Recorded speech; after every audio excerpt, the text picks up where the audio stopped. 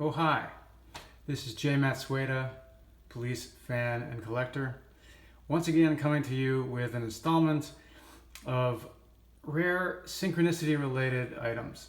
I was holding out for quite a while on making this second video that I'd always intended to make, but now I'm going to have to make 3 videos because I'm still waiting for some items that I know exist and haven't been able to hunt down yet.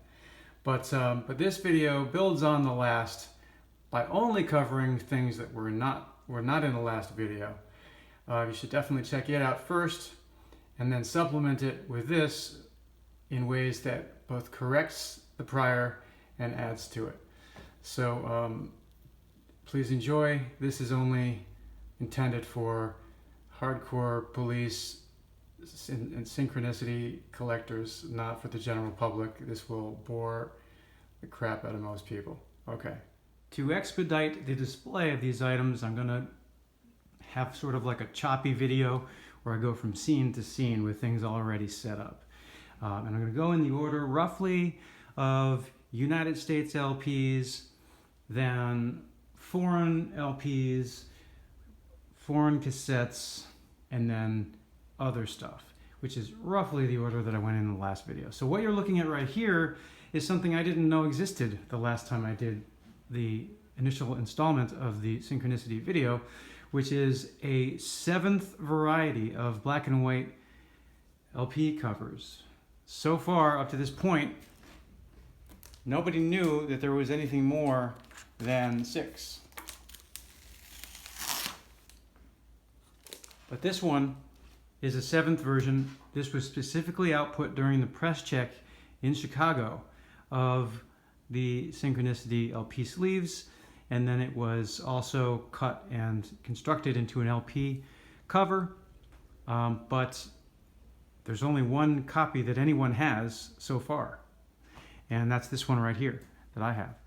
I don't know, there might be more, but in the 37 odd years since this album has been out, no one has identified another copy of this or knew that it existed until I found it. So here's what you've got. I mean, it's the classic standard edition. It's, the most common layout, but it just doesn't have any colors at all. These 2 copies are the no photos version of the metallic stripe LP sleeve are only included in this video to indicate that 2 out of the 10 are now in collectors' hands. There are not exactly 10 though. I found that 10 is an approximation, and that after they were made at the beginning of the press run, they were given to vice presidents and upper level executives at A&M. Let's see if we can find more. I've developed a checklist that designates a unique number to each one of these 40 varieties and allows for us collectors to refer to them in a shorthand way rather than saying, well, do you have the one that has the red stripe on top with Sting in the corner with such and such a picture? All that's monkey business. Now we can just say, hey, do you have number 14 or whatever? So if you'd like to have a copy of this checklist, then please reach out to me through Instagram, through a direct message at jconcertpics. Next item up is not a United States one, but it is a UK test pressing. The UK test pressing does not have any labels on it. This black, this grayish thing in the center is not an adhered label. It's just the vinyl.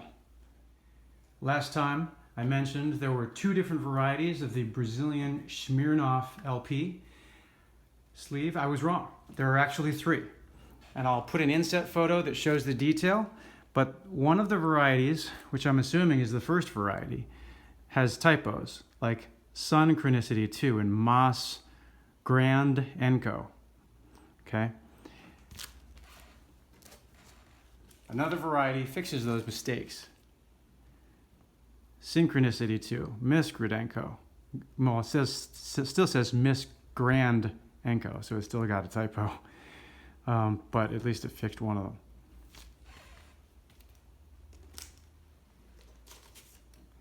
And then this one has full color with, you know, design elements.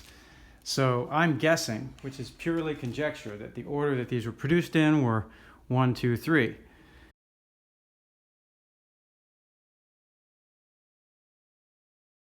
Another clarification compared with last video, this Yugoslavian copy that has a printed sticker on it, that's not actually an adhesive, that's just obscuring the actual artwork. Has a standard issue with just 4 colors, you know, a CMYK printing plate. Then it has this version, and I didn't know what this meant. I knew that this is a separate plate. This is gold ink, and there's silver ink here on another version. I thought maybe it meant new or something, but it actually means gold and platinum. So they decided to use an extra plate and print it right on top when these albums gained accolades. Next, this is an Australian regular issue. As we know, the touring editions had many colors of vinyl, 2 different blues, a yellow and a red. This is just a regular. I didn't save this for the sticker that's applied to the front or anything like that. I saved it because unlike the touring editions that had a collectible poster, this one had a 2-color insert. And that 2-color insert portrays the cover as just black and red. It was never created in a version that was just black and red. On the back, it's, you know, it's blue and black, and on the front it's red and black. So it's, in printing terms, it's 2/2, 2 colors per side, but they used a different second color on the second side. Anyway, that to me is what makes this regular Australian edition worthy of the collection. How about this? 1-color Japanese DJ copy.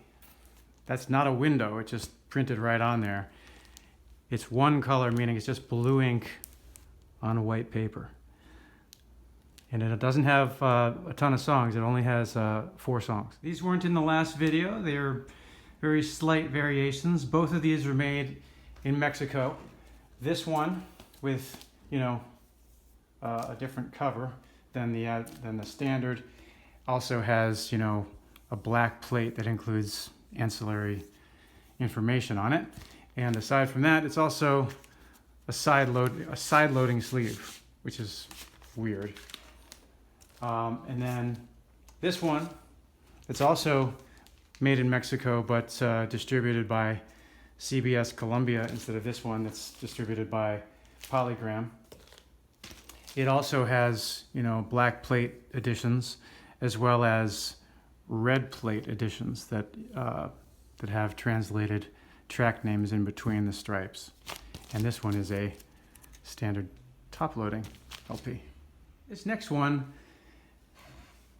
is deserving of mention, not because of the design on the front. I think this one is from Korea when I look at the markings on the back.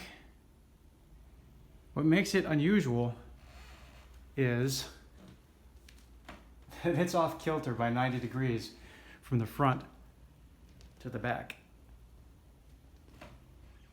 This one is from Uruguay. There are a couple of weird things about this one. Number one is there's something about the printing in the upper corner here where there's misalignment somehow of the shadowing. It looks very dark. The whole thing looks pretty dark. It also puts the A&M logo on top of Sting's face here. But that's not really the most notable aspect. It's this. Ta-da! It's black and white on one side. This Spanish copy would otherwise be standard issue from a cover standpoint. The reason why this is in my collection is because of the misprinted colors on this side of the label. This side is fine. This side is missing something.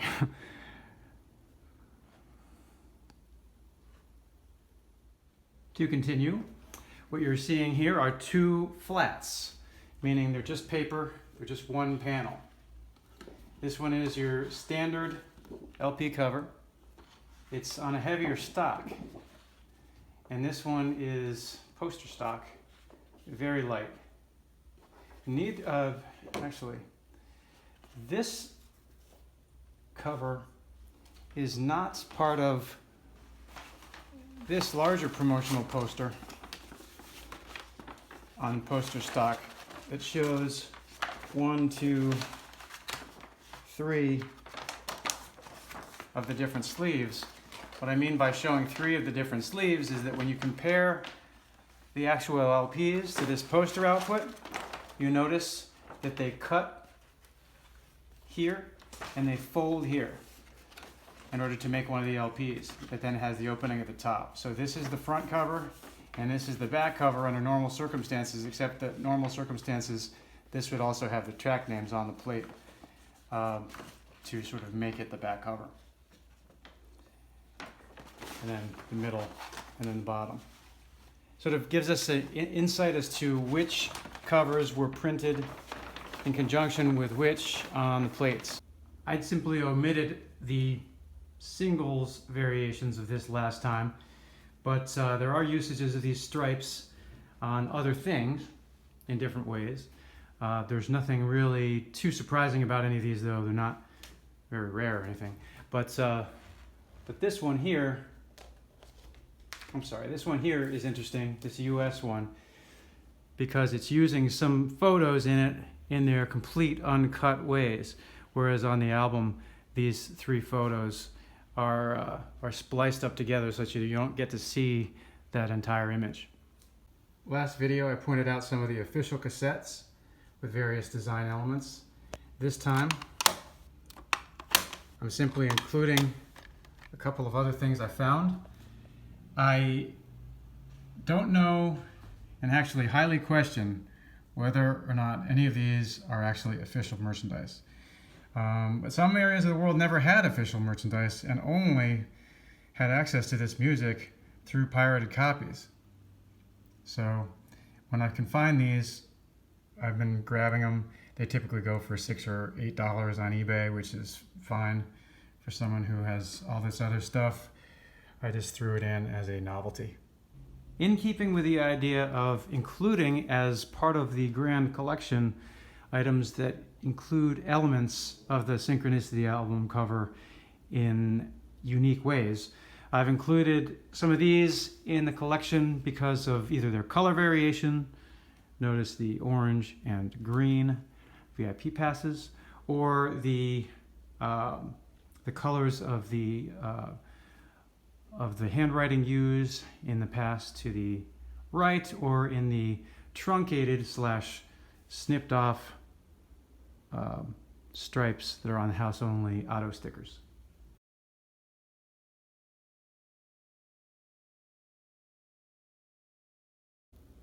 Here are some buttons, also some unique uses of these things where they clip the stripes in order to make the words legible.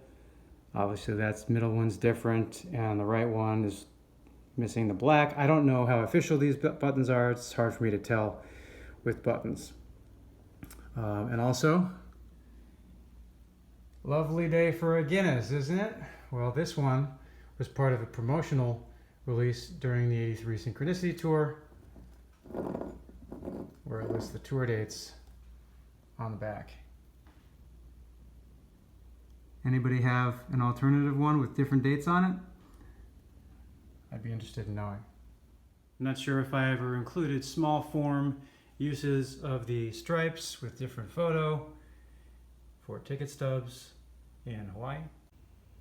Here are some very large form pieces. This is an insert gel that looks like it's part of some sort of window display where the center pieces would have been illuminated.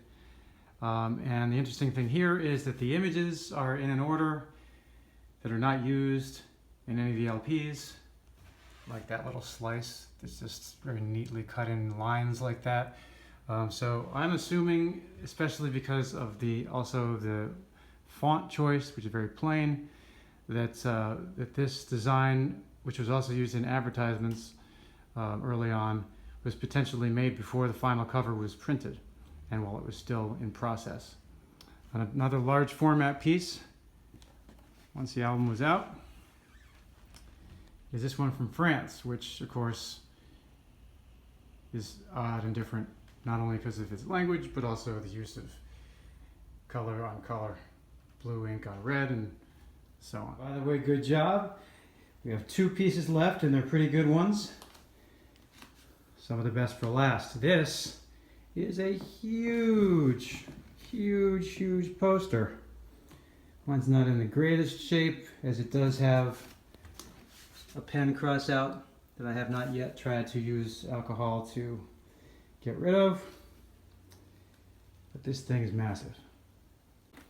And before the pièce de résistance of this video, before the final item, I'd just like to mention that there will again need to be a video number 3, because aside from this list of items that were posted at the end of the last video, which I have yet to acquire, I also have identified that there are 3 or 4 other pieces that I do know exist, which I don't have yet, 2 of which I should have soon, and the others of which I don't know that I'll ever have.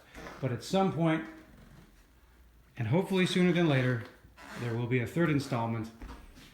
And until that time, have fun collecting and check this last piece out. It's gonna blow your mind.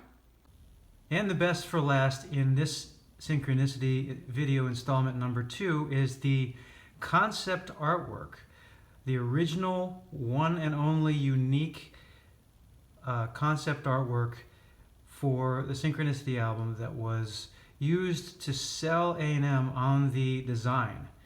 I'm very intentionally using some glare on this to obscure some of its detail, because I know the original artist is intending to put this out as a litho at some point, and I don't want to devalue that numbered series from at some point.